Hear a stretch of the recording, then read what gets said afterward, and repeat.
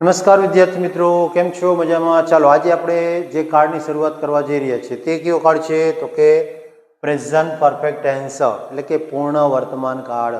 હવે જે આપણે શીખીશું તે કાર્ડ ખૂબ જ મહત્વનો સાબિત થવાનો છે. શા માટે? તો કે પૂર્ણ વર્તમાન કાળ જે છે તે ખૂબ જ મહત્વનો કાર્ડ છે જે આપણે જરૂરી બને છે. અહીંયા તમને વિશ્વાસની સાથે કહી શકું છું કે આટલું સરળતાથી અને આવું સારી રીતે લગભગ આજ સુધી તમે ક્યારેય શીખ્યું હશે નહીં, એની ગેરંટી આપું છું. તો હવે આ કાર્ડ જે છે તેને આપણે શીખવા માટે તૈયાર થઈ જઈએ. ચાલો સૌપ્રથમ શરૂઆત કરીએ. તો સૌપ્રથમ તો પૂર્ણ વર્તમાન કાળ એટલે શું? પૂર્ણ વર્તમાન કાળ એવી ક્રિયા છે, અહીંયા શું કીધું, થોડા સમય પહેલા પૂર્ણ થઈ હોય તેવી ક્રિયા, હજુ હમણાં જ પૂર્ણ થઈ છે. શું કહે છે કે થોડા સમય પહેલા જે ક્રિયા પૂર્ણ થઈ ગઈ છે તેને દર્શાવવા માટે વપરાતો કાળ એટલે પૂર્ણ વર્તમાન કાળ. બરાબર, ટૂંકમાં કહે તો હમણાં જ ક્રિયા પૂરી થઈ છે હજુ. બરાબર, ત્યાર પછી અહીં ક્રિયા પૂર્ણ થઈ છે પણ તેની અસર હજુ સુધી એટલે કે હજી સુધી ચાલુ છે. બરાબર, તેવું દર્શાવવા માટે આ કાળ વપરાય છે. કોઈ ક્રિયા પૂર્ણ થઈ ગઈ છે, તેની અસર ચાલુ છે હજુ, આ રીતે રજૂ કરવા માટે વપરાતો કાળ એટલે પૂર્ણ વર્તમાન કાળ. તો તેના વિશે આપણે આગળ ચર્ચા કરીએ. ચાલો સૌપ્રથમ જે છે તો તે રજૂ કરવા માટે ટુ હેવના રૂપની જરૂર પડે છે.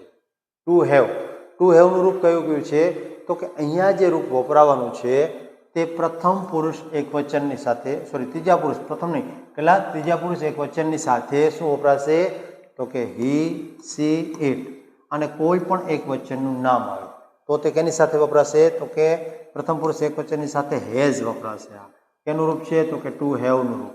અને ત્યારબાદ બાકીના બધા જ રૂપો જે છે તે કયા તો કે આઈ, વી, યુ, ધે અને બહુવચનનું કોઈ પણ નામ આવે તો આ દરેકની સાથે શું વપરાશે તો કે હેવ, એટલે કે ટુ હેવનું આ રૂપ જે છે તે હેવ વપરાશે. બરાબર, તો આ બે બાબતને આપણે ખાસ યાદ રાખીશું. ચાલો હવે જે ચર્ચા કરીએ તેની અંદર ઓળખ સૂચક શબ્દો. ઓળખ સૂચક શબ્દો આ કાર્ડને રજૂ કરવા માટે કયા કયા વપરાય છે તો તે છે ઓલરેડી એટલે કે પહેલેથી જ અથવા તો ત્યારથી જ, એવર એટલે ક્યારેક, યેટ એટલે હજી સુધી, રિસન્ટલી એટલે તાજેતરમાં, ફોર એટલે કે થી. અહીંયા ખાસ યાદ રાખવું, ફોર જ્યારે આવે છે તે શું દર્શાવે છે તો કે સમયનો ગાળો, 2 કલાક, 2 દિવસ, 5 દિવસ આ પ્રમાણે તે દર્શાવે છે. અને ત્યારબાદ જે છે જસ્ટ એટલે કે હમણાં જ. બરાબર, નેવર એટલે ક્યારેય નહીં અને ટીલ નાઉ એટલે હજી સુધી. ત્યાર પછી છે સિન્સ. અહીંયા સિન્સ શું દર્શાવે છે તો કે સિન્સ એટલે પણ થી, પણ અહીંયા ફર્ક શું છે તો કે સમયનું આરંભ બિંદુ, ત્યારથી તમે કાર્ય ચાલુ કર્યું છે અથવા તો કરવાનું છે આવું છે તે દર્શાવવામાં આવે છે. ટૂંકમાં આરંભ બિંદુ 5 વાગ્યાથી, 10 દિવસથી, 1 વર્ષથી, 5 વર્ષથી આ એને આરંભ બિંદુ તરીકે આપણે ઓળખીશું. બરાબર, આ છે ઓળખ સૂચક શબ્દો. ત્યાર પછી જે ચર્ચા કરીએ છીએ શેની તો કે વાક્ય રચનાની. વાક્ય રચના શું છે તેના વિશે ચર્ચા કરી. બરાબર, તો પ્રથમ જે છે તે છે આપણા કયા વાક્ય રચના તો કે હકાર એટલે કે એફર્મેટિવ સેન્ટેન્સ. એફર્મેટિવ સેન્ટેન્સની અંદર શું હોય છે તો કે સૌપ્રથમ જે છે તે શું આવે છે તો કે કર્તા, પછી હેવ અથવા હેઝ. અહીંયા જે છે મહત્વની બાબત છે ભૂતકૃદંત, જેને કહીએ આપણે V3. બરાબર, એટલે કે ક્રિયાપદનું ત્રીજું રૂપ જેને ઓળખીએ છીએ. પછી કર્મ અને અન્ય શબ્દો. એક્ઝામ્પલ એટલે ખ્યાલ આવશે. ફોર એક્ઝામ્પલ અહીંયા લે કર્તા તરીકે આપણે લઈએ સી. સી પછી શું આવે હેવ આવે, હેઝ તો કે હેઝ, સી હેઝ. અને ભૂતકૃદંત તરીકે આપણે શું લઈશું તો કે ઈટ. માની લો કે ઈટ લીધું છે અને ભૂતકૃદંત શું થાય તો કે eaten, EATN. She has eaten. કર્મ તરીકે શું લઈએ તો કે એન એપલ, એડબલ PLE. બરાબર, અને અન્ય શબ્દ જે છે તો શું કહીશું તો કે જસ્ટ નાવ, જસ્ટ નાવ.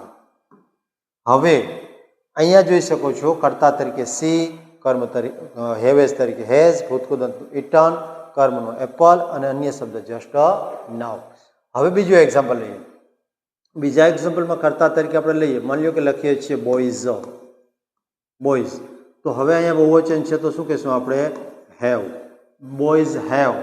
હવે ભૂતકૃદંત એટલે કે ક્રિયાપદ તરીકે શેનો ઉપયોગ કરશું તો કે આપણે કહીએ પ્લેડ, બોયઝ હેવ પ્લેડ. અને કર્મ છે તે શું લખશું તો કે ગેમ, બરાબર. Boys have played game. બરાબર. તો આ રીતે હેવ ક્યારે વપરાય છે અને હેઝ ક્યારે વપરાય. બીજી બાબત ક્યાં ક્રિયાપદ આવે છે તેનું કયું રૂપ આવે છે તો કે ત્રીજું રૂપ એટલે કે ભૂતકૃદંત રૂપ આવે છે. બરાબર. તો આ પ્રકારના એક્ઝામ્પલ છે તેને આગળ જોઈએ. ચાલો સૌપ્રથમ જે છે તેની ચર્ચા કરીએ. તો અહીંયા છે એફર્મેટિવ સેન્ટેન્સના એક્ઝામ્પલ. તો પ્રથમ એક્ઝામ્પલ જે છે તેમાં શું છે તો કે I have just finished my homework. મેં મારું હોમવર્ક હમણાં જ પૂરું કર્યું. બરાબર. તો અહીંયા ફિનિશ્ડ પૂર્ણ કર્યું. શું કર્યું છે? પૂર્ણ કર્યું. આના ઉપરથી ખ્યાલ આવે મારું હોમવર્ક હમણાં જ પૂર્ણ કર્યું છે. પછી we have just planted a tree in the garden. અહીંયા વી એટલે કે અમે. શું કહીશું અહીંયા કે અમે બગીચામાં અથવા બાગમાં હમણાં જ વૃક્ષો વાવ્યું. બરાબર. હમણાં જ ક્રિયા પૂર્ણ કરી છે. જો ત્યાર પછી she has already sent a mail to the class teacher. She has તેણી દ્વારા ક્લાસ ટીચરને હમણાં જ અહીંયા હમણાં ઓલરેડી એટલે મોકલી દેવામાં આવ્યો છે. શું તો કે મેલ મોકલી દેવામાં આવ્યો. તેણીએ ક્લાસ ટીચરને મેલ મોકલી દીધો. બરાબર. ત્યાર પછી they have completed there task. તેઓએ તેનું કાર્ય પૂર્ણ કર્યું. ધે એટલે તેઓ. ધે હેવ તેઓએ ધેર ટાસ્ક એટલે તેમનું ટાસ્ક કમ્પ્લીટ. તેઓનું કાર્ય કમ્પ્લીટ એટલે કે પૂર્ણ કર્યું. બરાબર. આ પ્રમાણે. ત્યાર પછી Vishwa has bought a car. વિશ્વાએ કાર ખરીદી. બરાબર. ટૂંકમાં હમણાં જ તે ક્રિયા છે તે પૂર્ણ થઈ છે.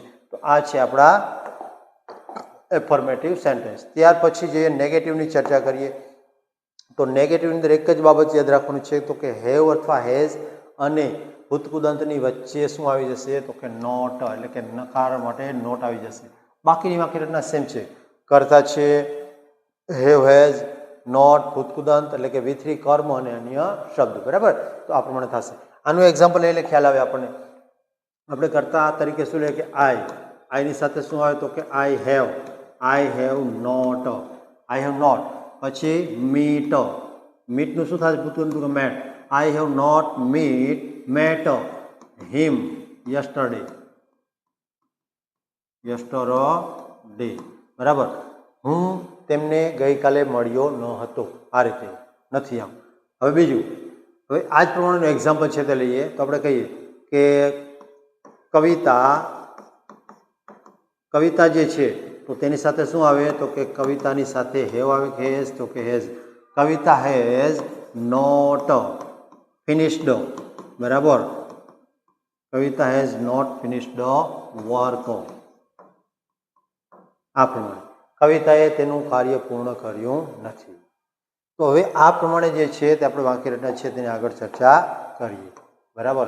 તેમાં જે પ્રથમ જે છે તે I have not taught Hindi to my students. મેં મારા વિદ્યાર્થીઓને હિન્દી શીખવ્યું નથી. આઈ હેવ અહીંયા શું કીધું આઈ. બરાબર. એટલે કે મેં મારા વિદ્યાર્થીઓને હિન્દી શીખવ્યું નથી. બરાબર. પછી બીજું they have not reached at station. તેઓ સ્ટેશને પહોંચ્યા નથી. એટલે કે તેઓ સ્ટેશને પહોંચ્યા નથી. પછી we have not finished our work last morning. અમે અમારું કાર્ય ગઈ સવારે પૂર્ણ કર્યું નથી. ટૂંકમાં સવારે પૂર્ણ કર્યું નથી. You have not closed your shop since 7 o'clock. તમે તમારી દુકાનને 7 વાગ્યાથી બંધ કરી નથી. અહીંયા જે છે સિન્સ આવ્યું જે શું દર્શાવે છે તો કે સમયની શરૂઆતનો પોઈન્ટ ઓફ ટાઈમ. એટલે કે ક્યારથી તો કે 7 વાગ્યાથી ચાલુ જ છે, હજુ બંધ કરી નથી. આવું.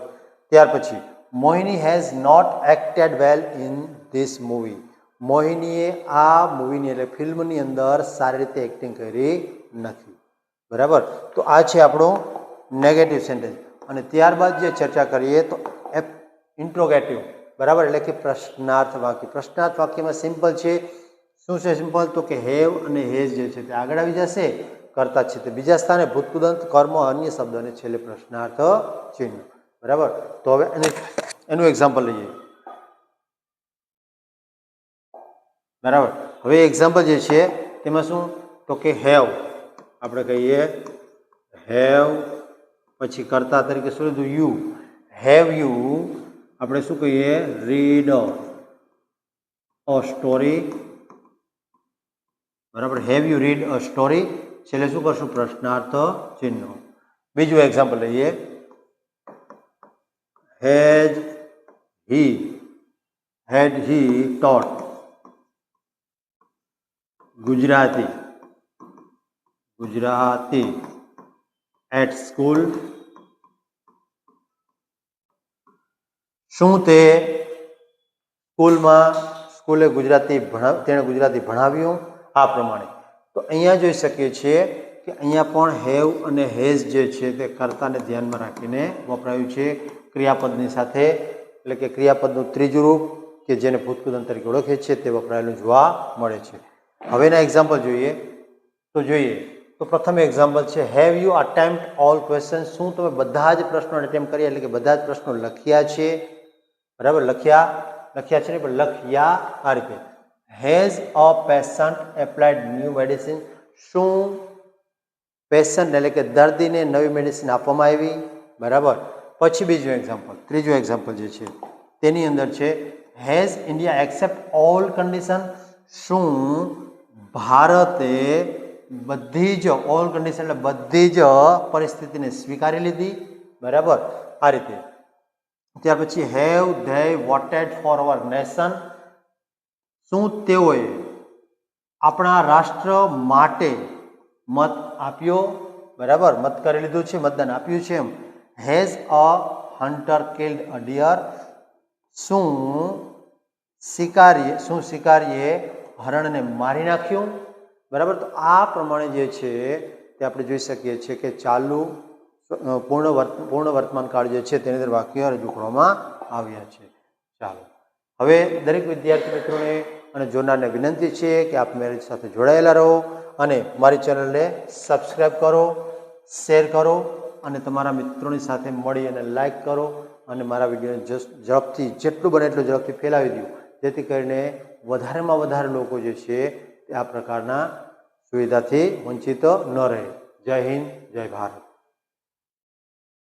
ઓહો.